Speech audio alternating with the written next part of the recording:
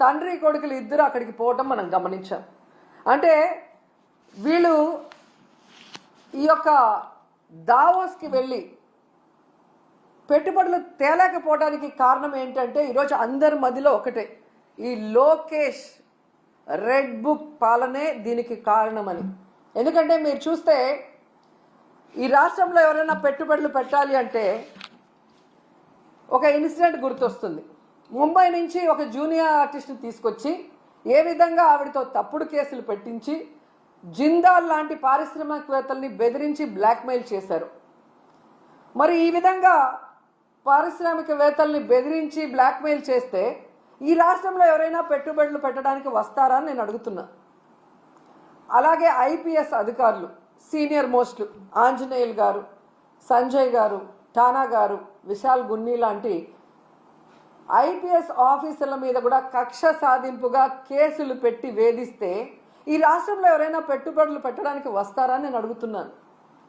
అలాగే ఐఏఎస్ ఆఫీసర్లకు కూడా 7 నెలలుగా కొంతమందికి పోస్టింగ్లు ఇవ్వకుండా వాళ్ళని వేధిస్తూ వాళ్ళని జైల్లో పెడతామని బెదిరిస్తూ ఈరోజు చంద్రబాబు నాయుడు ప్రభుత్వం డెసిషన్స్ తీసుకుంటుంటే ఎవరైనా పెట్టుబడులు పెట్టడానికి వస్తారా అని నేను అడుగుతున్నా. ముఖ్యంగా ఈ రాష్ట్రంలో మీరు చూస్తే ఆడపిల్లలు, చిన్న పిల్లల మీద అత్యాచారాలు, అఘాయిత్యాలు, అలాగే హత్యలు జరుగుతుంటే అలాంటి రాష్ట్రంలో ఎవరైనా పెట్టుబడులు పెట్టడానికి వస్తారా అని నేను అడుగుతున్నా. అండ్ ముఖ్యంగా నారా లోకేష్ దావోస్కి వెళ్ళి సిగ్గు లేకుండా నా ప్రత్యర్థుల్ని అనగతొక్కడానికి నేను రెడ్ బుక్ని యూజ్ చేస్తున్నాను అని చెప్తే ఎవరైనా పెట్టుబడులు పెట్టడానికి వస్తారా అని నేను అడుగుతున్నాను. ఈరోజు మీరు చూస్తే ఈ రాష్ట్రానికి పెట్టుబడులు రాకపోవడానికి కారణం ఈ రెడ్ బుక్ రాజ్యాంగమే.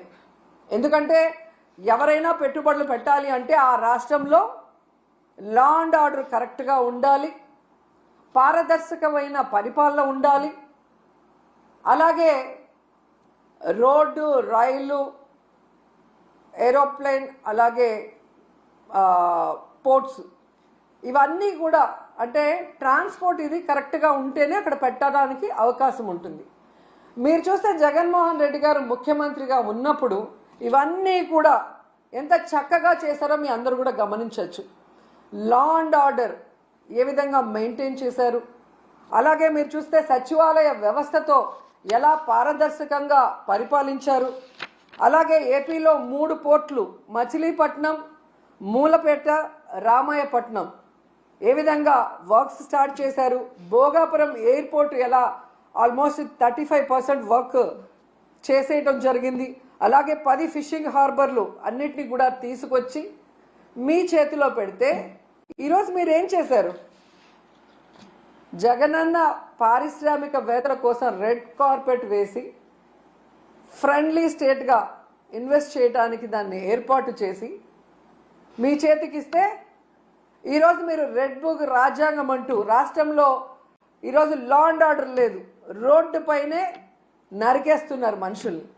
అలాగే ఎవరు నోరు తెరిసినా వాళ్ళ మీద కక్ష సాధింపుగా తప్పుడు కేసులు, ఒకటి రేప్ కేసు, లేదా అటెంప్ట్ మర్డర్ కేసు, లేదా SC/ST కేసులు పెట్టి చట్టాన్ని కూడా తమ చుట్టాలుగా వాడుకోవాలన్న ప్రయత్నం చేస్తున్నది నిజం కాదని నేను అడుగుతున్నాను.